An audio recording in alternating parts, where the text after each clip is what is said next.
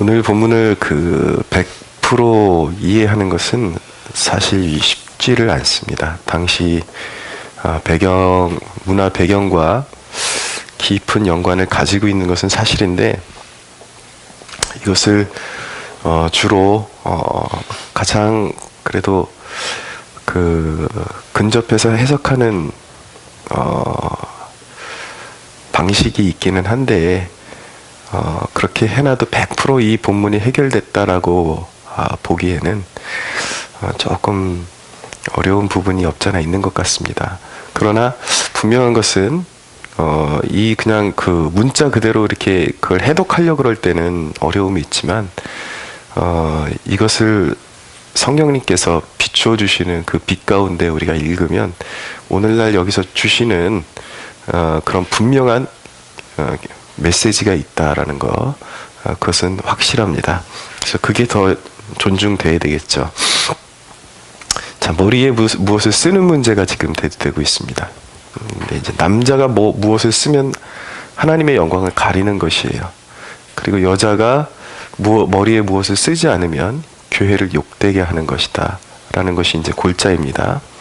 그 이유를 말씀드리면, 배경적인 고린도 지역에 있던 헬라 문화 이렇게 관련된 것이라고 볼 수가 있는데, 남자는 왜 머리에 무엇을 쓰면 하나님을 욕되게 하는 것인가?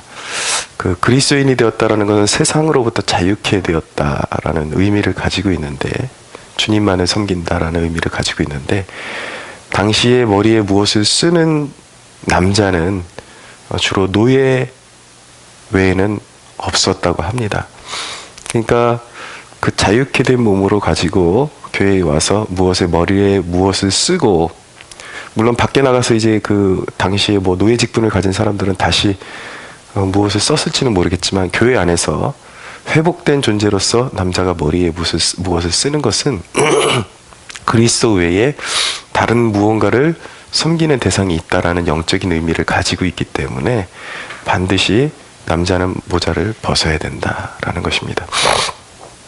그럼 여자는 왜 반드시 수건을 머리에 쓰는 것을 권면하고 있는가? 당시 문화 가운데 머리에 무엇을 쓰지 않는 존재들은 역으로 여자 노예들과 그리고 가늠한 여인을 처결할 때에 사람들이 머리를 밀어버렸다고 합니다. 그리고 거리의 창녀들, 이런 존재들만 머리에 무엇을 쓰지 않았기 때문에, 머리에 무엇을 쓰지 않고 여자가 교회에 들어가게 되면 사람들로 하여금 어떤 비난을 받게 되는가? 교회라는 공동체 자체가 의심을 받게 된다라는 것이죠. 저것은 성적으로 문란한 것이구나 라는 어떤 오해를 받을 소지가 있기 때문에 반드시 머리에 무엇을 쓰는 것을 원칙으로 한다라는 것입니다. 그럼에도 불구하고 이렇게 해석했을 때에 이제 좀 완전히 해결되지 않은 듯한 부분이 무엇이냐면, 10절에 그러므로 여자는 천사들로 말미암아 권세 아래에 있는 표를 그 머리 위에 둘지니라 라고 말씀하고 있어요. 주로 이것에 그냥 부합한 해석을 찾아볼 때에 예배를 섬기는 천사들이 있다라는 것이죠.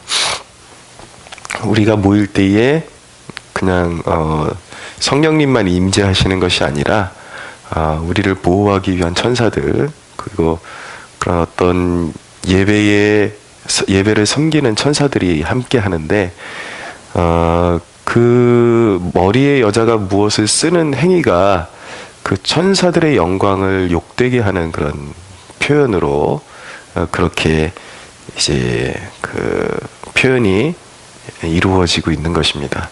그래서 그 이상 우리가 여기서 더 다른 해석을 요구하는 것은 좀 힘들 것 같아요. 어쨌든 이런 배경에서 이런 부분이 지금 나오고 있다라는 것을 염두에 두시면 되겠습니다. 근데 분명한 것은 여기에 두 가지, 우리가 이 시대에 성령님께서 우리에게 비추시는 그 빛을 통해서 어떤 이 시대에 주시는, 특별히 교회에 주시는 두 가지 영적인 원리, 메시지가 있다라는 것을 깨닫게 됩니다. 이 본문의 가장 핵심적이고 두드러진 그런 메인 아이디어는 무엇이냐면 질서라는 부분이에요. 질서. 하나님이 세우신 질서가 존중되어져야 한다. 특별히 교회 안에서 그 요즘 시대를 이제 그 포스트 모던이라고 말하고, 이제는 그나마 포스트 모던까지도 이제 탈피한 시대를 지내고 있다라고 이야기합니다. 포스트 모던의 특징이 무엇이냐면 권위를 해체시키는 거예요. 제가 겪어보니까 이 시대의 사람들은 기본적인 성향이 뭐 신앙이건 정치적이건 보수적이건 진보적이건 그 경계를 떠나서 누구에게 종속되는 것을 굉장히 싫어하는 그런 경향이 굉장히 농후합니다.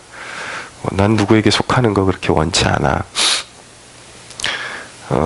지난번에도 말씀드렸지만 이 모순을 떠날 수 없는 거예요. 인간이 죄인이라는 게 정치적인 논리에서 그런 어떤 좌파 그런 교육자들, 교육 문제들, 좌파들이 그런 주장하는 교육 문제들, 그래서 전교조 이런 문제들, 교권이 무너졌다, 학생들이 개판이 됐다라고 말하는 그런 그 우파 진영에 있는 사람들까지도 어떤 기본적인 원리로서 목회자에 대한 존중을 요구하는 글이나 설교를 하면은 거기에 굉장히 반감을 가지고 이제 뻔하죠. 목회자가 존경할 만해 해야 존경하고 자격이 있어야 존경을 해주지. 그런 건 그냥 주관적으로 자기가 판단해서 하든지 말든지 자기가 알아서 할 문제인데, 그 성경이 자기가 싫다고 해서 성경의 원리까지 바꿔버리려고 그러는 그런 태도, 그것은 아주 심히 우려스럽고 죄악된 태도라고 말씀드릴 수가 있겠습니다. 과연 그러나 그런 현대인들이 가지고 있는 그런 모습들이 과연 하나님이 기뻐하시는 모습일까? 그렇지 않다라는 것입니다. 예를 들어서 학생이 선생님에게 종속되는 거, 그리고 여인이 남편에게 종속되는 거, 그리고 성도가 목회자에게 종속되는 거. 여기서 종속된다라는 의미를 이렇게 어떤 노예 개념이나 맹목적인 그런 순종의 개념으로 굳이 생각할 필요는 없다라는 것이죠. 하나님이 지으신 질서 안에서 이것을 받아들이라는 얘기예요. 보면은 심지어는 우리가 그것을 인정하지 않으려고 할 때에, 우리 안에 주어진 권위를 인정하지 아니하려고 할 때 그것이 얼마나 교만한 일인지 3절을 보면 금방 드러납니다. 그러나 나는 너희가 알기를 원하노니 각 사람의 머리는 그리스도요, 여자의 머리는 남자요, 그리스도의 머리는 하나님이시라. 자, 하나님, 자, 성부, 성자, 성령 하나님이 어떤 우위가 있는 것이 아니라 이 삼위 하나님이 동일한 권세 있는 하나님이십니다. 전능하신 하나님이십니다. 하등 누가 더 우열이 있는 것이 아니에요. 우열이 있는 것이 아니지만 하나님 안에서도 삼위 하나님이 사귐이 있고 거기서 복종이 있고 질서가 있다라는 것을 우리에게 알려주는 것입니다. 그리스도께서는 아버지 하나님께 속하는 것을 부끄러워하지 아니하세요. 그리고 그것을 굉장히 이렇게 나쁜 것으로 여기지 아니하십니다. 그리스도께서는 아버지 하나님께 속해서 그분께 복종하고 순종하는 것이 그분의 양식이라고 이 땅에 오셔서 제자들에게 말씀하셨어요. 그런다고 해서 그리스도의 권위가 낮아지는 것이 아니라 오히려 아버지께서는 그리스도를 온 땅 위에 높여서 만왕의 왕으로 삼으시고 그 사랑하는 아들이라고 그렇게 말씀하십니다.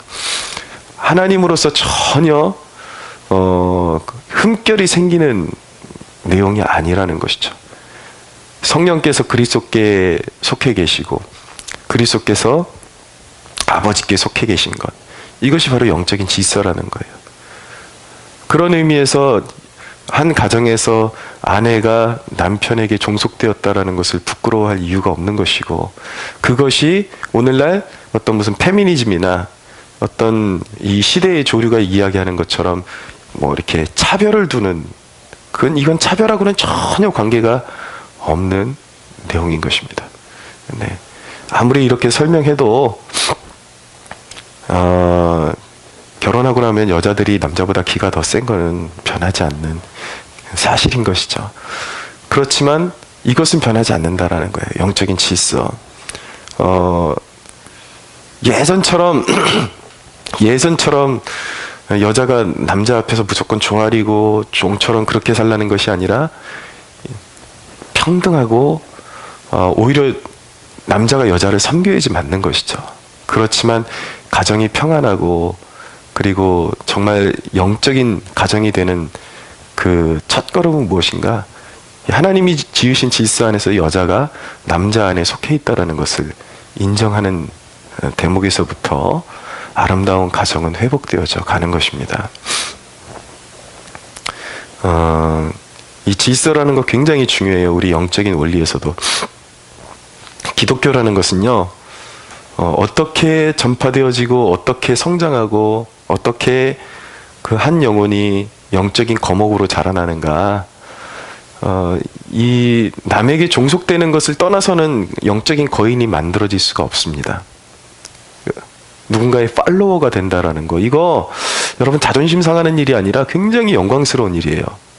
예를 들어서 하나님께서 기름 부으신 어떤 사람을, 내가 그를 하나님께서 기름 부으셨다라는 그 사실만으로 그를 존경하고 따르고 이럴 수 있다라는 것은, 이건 정말 말로 다 할 수 없는 영적인 축복인 것입니다.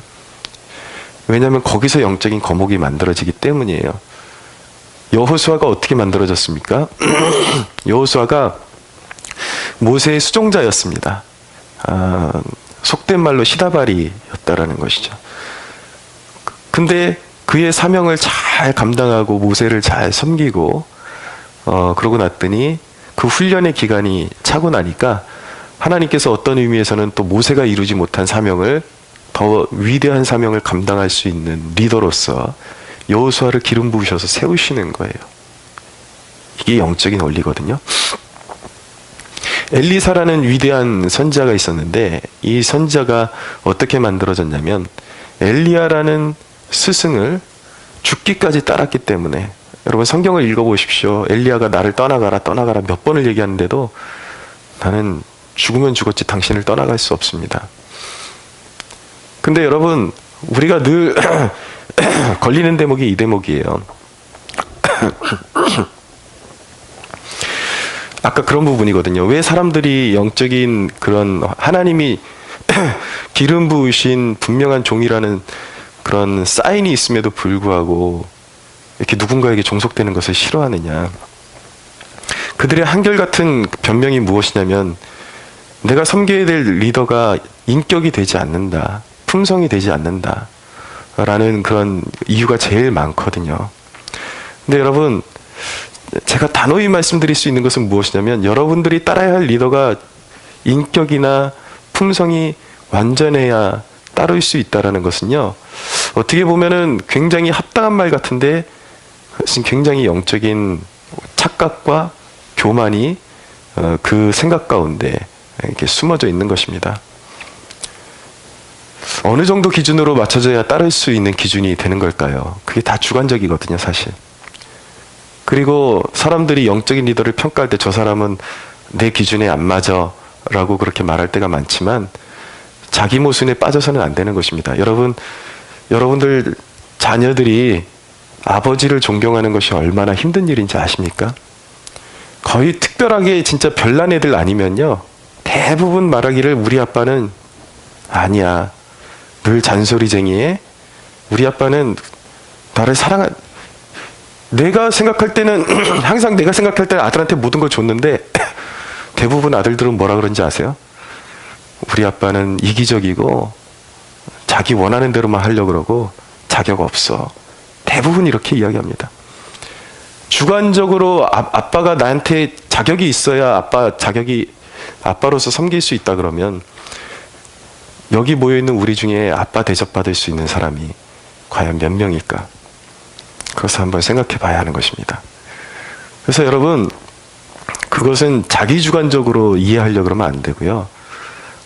그리고 성경에 나오는 인물들이 다 완벽한 사람들이기 때문에 그 수종자들이 따랐다라고 생각하시면 안 돼요. 예, 모세도 한번 화나면 송아지 우상을 갈아가지고 이스라엘 백성들에게 다 퍼마시게 만드는 성깔 있는 사람이었습니다. 예, 사도 바울도 가는 곳마다 논쟁이 끊이지 않았고, 그리고 또 위대한 사도들도 마음에 안 들면 바나바하고 바울하고 대판 싸우기도 하고, 그게 사람이라고요. 그리고 거기에는 이유가 없는 것이 아니라 또 불의를 대하여 참지 못하는 거룩한 품성이 그 안에 있기 때문에 그런 모습이 나타나기도 하는 것입니다. 그러므로 여러분, 내 리더가 내가 원하는 품격을 갖춰야지만 섬길 수 있다는 것은 사실은 역으로 이렇게 그 본질을 파악해보면 영적인 오만이에요. 그건 죄가 뭔지도 모르고 인간이 뭔지도 모르고 은혜가 뭔지도 모르고 그리고 영적인 질서가 뭔지도 모르는 어린아이와 같은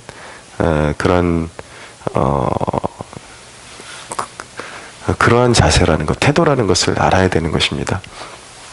그래서 여러분들이 사람을 섬길 때, 따를 때에, 팔로워의 역할을 할 때에 그 사람의 어떤 모든 그런 인간적인 자격을 여러분들이 요구하면 안 되고, 여러분들이 가장 먼저 봐야 되는 것은 무엇이냐면 이 사람과 하나님이, 내가 섬기는 리더와 하나님이 동행하시는 삶의 흔적이 있는지를 보셔야 돼요.